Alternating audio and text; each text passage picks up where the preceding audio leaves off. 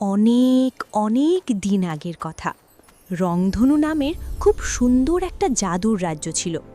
সেই রাজ্যের ঠিক মাঝখানে ছিল একটা বিশাল জাদুর গাছ, আর সেই গাছের ডালে রাখা ছিল সূর্যের হাসি নামের একটা ঝলমলে স্ফটিক বা ক্রিস্টাল। এই ক্রিস্টালের আলোতেই পুরো রাজ্য সব সময় আনন্দে মেতে থাকত। কিন্তু একদিন হলো কি জানো? বাপরে বাপ, ভাবতেই আমার গা ছমছম করছে। রাজ্যের পাশের অন্ধকার গুহা থেকে এলো ছায়া বিড়াল নামের এক দুষ্টু প্রাণী। ছায়া বিড়াল দেখতে কালো কিন্তু খুব মিষ্টি, তবে সে বড্ড দুষ্টু আর জিনিসপত্র লুকোতে ওস্তাদ। সে চুপি চুপি এসে জাদুর ক্রিস্টালটা চুরি করে নিয়ে তার গুহায় লুকিয়ে ফেলল। ও মা! ক্রিস্টাল চুরি যেতেই পুরো রাজ্যে অন্ধকার নেমে এলো। সব ফুল শুকিয়ে যেতে লাগলো। রাজ্যের রাজা তো ভীষণ চিন্তায় পড়ে গেলেন।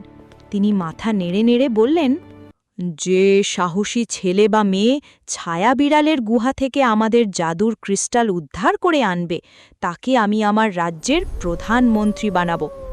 এই খবর শুনে রাজ্যের ৩ বন্ধু গুহার দিকে রওনা দিল। প্রথম জনের নাম ছিল পলাশ।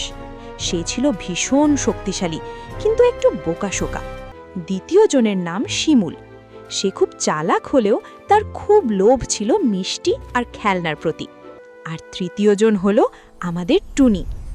টুনি খুব সাধারণ দেখতে হলেও তার বুদ্ধি ছিল ছুরির মতো ধারালো, আর সে ছিল খুব দয়ালু। অ্যাকশন টোনে প্রথমে গুহায় ঢুকলো পলাশ। সে তো তার পেশি দেখিয়ে বলল, আরে আমি তো এক ঘুষিতেই সব ভেঙে ফেলব। গুহার ভেতরে যেতেই পলাশ দেখল বিশাল বিশাল সব রঙিন বাউন্সি বল তার দিকে ধেয়ে আসছে। পলাশ তার গায়ের জোর দেখাতে গিয়ে বলগুলোকে ঘুষি মারতে লাগলো, কিন্তু বল কি আর ঘুষিতে ভাঙে? উল্টো বলের ধাক্কায় পলাশ এইদিক ওদিক লাফাতে লাফাতে একদম ক্লান্ত হয়ে মেঝেতে ধপ্পাস করে ঘুমিয়ে পড়ল। বেচারা পলাশ। এরপর গুহায় গেল শিমুল। শিমুল তো খুব সাবধানে বলগুলো পার হয়ে গেল, কিন্তু এর পরের ঘরে যেতেই তার চোখ তো ছানা বড়া।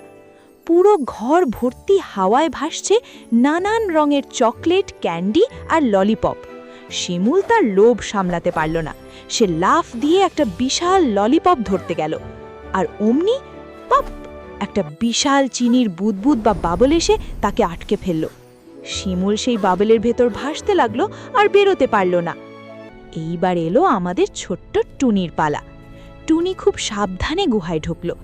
সে দেখল পলাশ ঘুমাচ্ছে আর শিমুল বাবেলের ভেতর ভাসছে।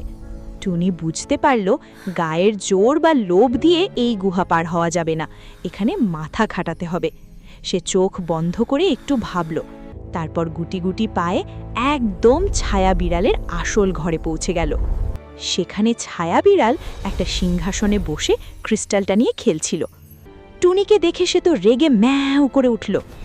ম্যাও, তুমি এখানে কেন এসেছো? আমি আমার খেলনা কাউকে দেব না। টুনি কিন্তু একটুও ভয় পেল না। সে মিষ্টি করে হাসল, তারপর বলল, আমি তোমার সাথে ঝগড়া করতে আসিনি বন্ধু, আমি তোমার সাথে একটা খেলা খেলতে চাই। ছায়া বিড়াল তো খেলা শব্দটা শুনেই খুশি। সে কান খাড়া করে বলল, কি খেলা? টুনি বলল, আমি তোমাকে একটা ধাঁধা জিজ্ঞেস করব। তুমি যদি উত্তর দিতে পারো তবে তুমি ক্রিস্টালটা রেখে দেবে, আর আমি যদি জিতি তবে তুমি ক্রিস্টালটা আমাকে দিয়ে দেবে। রাজি?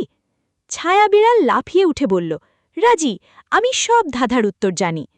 টুনি তখন হাসি মুখে তার ধাঁধাটা বলল, বলো তো দেখি, এমন কি জিনিস যা তোমার নিজের কিন্তু তোমার চেয়ে অন্য মানুষেরাই বেশি ব্যবহার করে?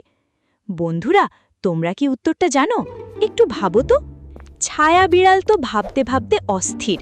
সে মাথা চুলকায়, ল্যাজ নাড়ে, কিন্তু কিছুতেই উত্তর মেলাতে পারে না। অবশেষে সে মাথা নিচু করে বলল, আমি হার মেনেছি। উত্তরটা কি? টুনি হেসে বলল, উত্তর হলো তোমার নাম।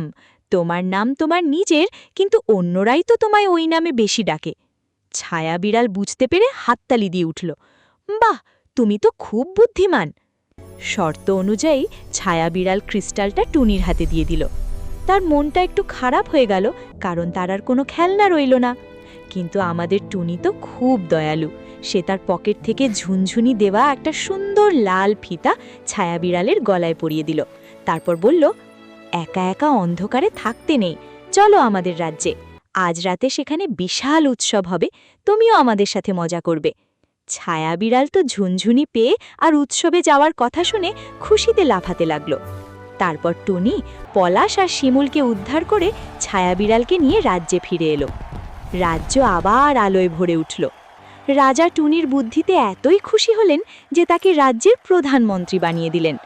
আর জানো, ছায়া বিড়াল এখন আর চুরি করে না, সে এখন রাজপ্রাসাদের সবার সাথে সারা দিন লুকোচুরি খেলে। তো বন্ধুরা, দেখলে তো, গায়ের জোর বা লোভ দিয়ে সবকিছু জেতা যায় না। বিপদে পড়লে টুনির মতো শান্ত হয়ে বুদ্ধি খাটাতে হয়, আর সবার সাথে ভালো ব্যবহার করতে হয়। গল্পটা কেমন লাগলো আমাকে কিন্তু অবশ্যই জানাবে। টাটা।